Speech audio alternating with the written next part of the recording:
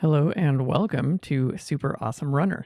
My name is Sam. I'm the host of the show on the Super Awesome Mix Podcast Network. If you are enjoying the show, please take a moment to leave a 5-star rating or review. It helps a lot. If you specifically write out a review, that's even more impactful. And ideally, whenever you write this 5-star review out, it will make my day. I really enjoy reading positive reviews of the work that I'm doing because it's at least a way for me to connect with you and know that you are enjoying the show and I should keep doing what I'm doing. And with that, let's kick off today's episode. I ran the Manhattan 10K yesterday in New York City in Central Park alongside something like 8,000 other people. There were a lot of finishers. These races just become more and more popular each year, which is remarkable. Running has grown a tremendous amount in the last several years, and it just seems to be accelerating nonstop. I have been coming off of an injury, if you remember. I believe I've talked about that. So I hadn't really run for 2 months, and then I've started to run again in the last month and had this 10K race. And a big part of, being injured is learning to be patient, because it's really easy to be impatient and want to just head right back out and just start moving again and doing the thing that you love. But I had to keep telling myself that this time invested, spending a month or even 2 months, is nothing compared to what other people have to go through for more serious injuries where rehab can easily sometimes be years. B, I had to remind myself that spending a month or two is a really strong investment in not spending a year or two, because I don't want to injure myself irreversibly or much more dangerously than I already was. I was like, I can spend 2 months off and then run 10 months of the year versus trying to, start training too early or too quickly and hurting myself and being out even more races. I bring all of that up because going into this 10K, I had a tremendous amount of self-doubt. I have been feeling like as I've, restarted my running, my VO2 max is shot. If you're familiar with that stat, that's basically the amount of oxygen that your blood can carry at any moment. If you are in the 40s, you're doing great. I'm back down to 36, according to my Apple Watch estimate, which is not wonderful. It just obviously fell off of a cliff because I haven't been doing as much cardio since I've had to stay off of my feet. So, I'm going to this race. My VO2 max is down. I haven't been running all that fast. Whenever I do run, I've been feeling stiff and just kind of not my peak self, which again totally makes sense in the context of what has happened. That, why would I be in my peak shape? I have been off and working on recouping. But to go back to the impatient part of me, I wanted to just put on my running shoes again, head out my door, and suddenly be a marathoner and a half marathoner, a sub-2 half marathoner, et cetera, et cetera. So none of that was happening. Instead, I've just been kind of stiff and tired and moving really slowly. And I had this 10K race. And I really wanted to, I've been eager to get back out there, feel that speed, break, get some PRs again, or at least getting close to getting PRs. Last year, my best 10K time was just over 52 minutes, which I'm really proud of. But I've been wanting to break that 52-minute barrier for some time now. But obviously, coming off this injury, I was just going to set a goal of finishing, to be honest. That was kind of what I was telling myself, just finish. Giving myself that space to not reach for anything too soon. I don't want to, I didn't want to hurt myself. Didn't want to jump in too quickly. But even that felt difficult. And I think what happens with us is, we set a goal in our mind and then we just kind of fixate on it and we define ourselves by it. We do tend to have this tendency to form identities, as we've talked about. They can be very helpful, but they can also be very crushing sometimes. And an identity can become a prison cell that you are locked in, because we, our brains like structure. We like to be able to say this is this and that is that. And, this is black and that is white, because that is something that makes a lot of sense to our brains. Our brains operate, generally speaking, in a 1 or 0 in a binary fashion. Switches are turned on and switches are turned off. And the combination of these switches make us the complex, rich human beings that we are. But ultimately, at the very, very, very basic level, everything is an on-off switch.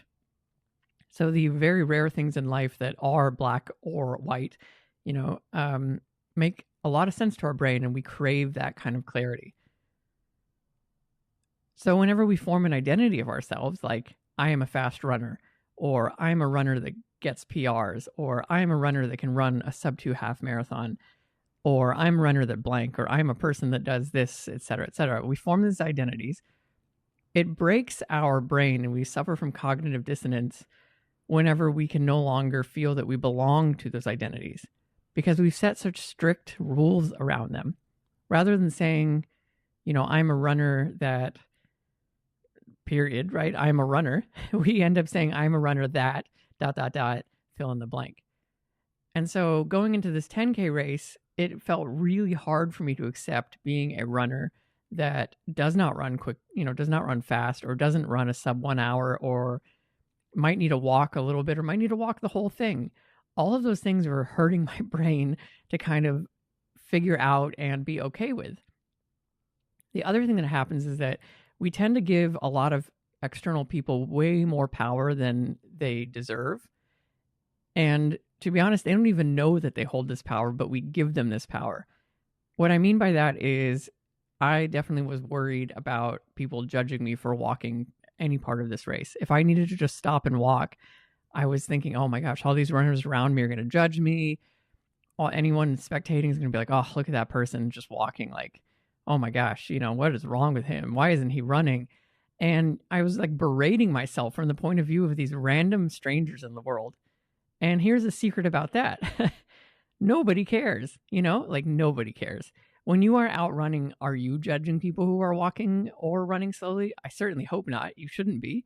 And even if you were, they don't really know that. They don't know that you're doing that to them. And they ideally shouldn't know that you're doing that to them. My point is that it doesn't matter, whatever pace is your pace, and you should be very comfortable with that.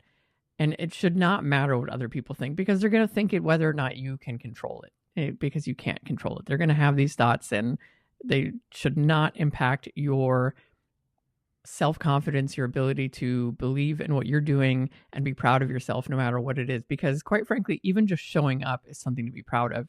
Because for every person that shows up to a race, there's like 10,000 other people who are choosing to just stay at home and not move. Even if they had the ability to move, they are actively choosing not to. So even just being there at all, walking, is still a massive accomplishment and something that you should be proud of. So I had, this like struggle of this cognitive dissonance of me identifying as a fast runner, struggling with this idea of like me needing to walk, or me needing to take this really slowly and not get a PR.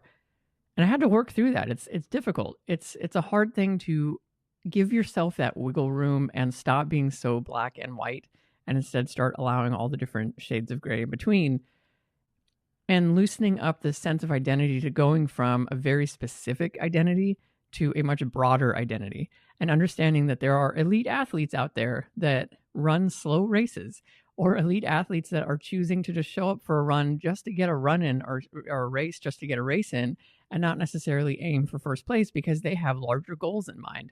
They might not want to burn all their energy on a 10K when they are a month out from a marathon. They might have a worry that they're going to injure themselves trying to push for a 10K PR, when in fact they are really shooting for the marathon PR. These are just examples of things that, we all do internally all the time, and we all have our own motivations and our own goals. And the rest of the world doesn't know that. And we need to be okay with that. We need to be very comfortable with what we are dealing with and what matters to us and what our plans are, and ultimately putting yourself first ahead of everyone else. That sounds like advice to be selfish, but it's not really. My point is that we can't control what other people think or do, and we can't accommodate everyone's needs, and we can't please everyone, nor should we ever try to, because that's a certain way to make yourself very frustrated and very unhappy. Instead, we can focus on being our best to ourselves. I think being our best to ourselves is the first step towards being our best to others, and giving ourselves the space and grace to take things slow sometimes if you need to, or to, take a day off when you need to, or heck, sometimes you don't even go to the race because you realize that even just showing up at all might actually hurt your prospects and injure yourself So sometimes the very best thing is to not go. And you need to be okay with that, because your identity doesn't change from a single event.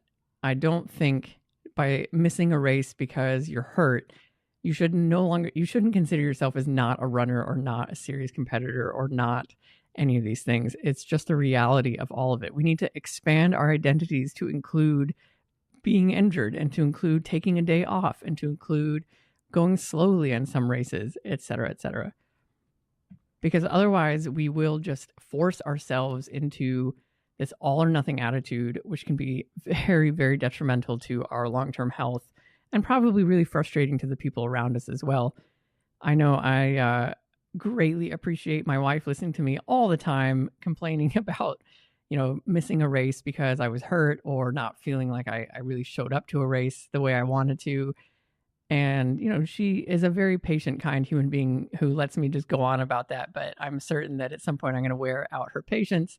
And I need to just accept that this is all part of the journey.